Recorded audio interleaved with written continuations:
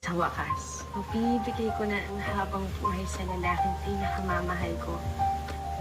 Hindi ako makapaniwala na magiging asawa niya ka. Dad, Alam niyo na gagawin niyo lahat.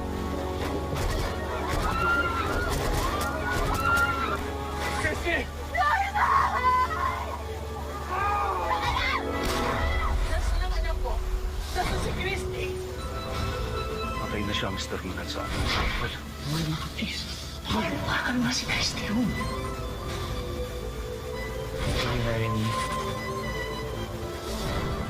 Kapag hindi niyo binigay ang hinihingi namin, ang buhay ng mga bihag na ito ang kabayaran. may tinatago ka. Hindi ka basta-basta dumadampot ng bihag na walang dahilan. Ang umasa, saka nang babalikan. O sumunod eh. Hindi rin ko.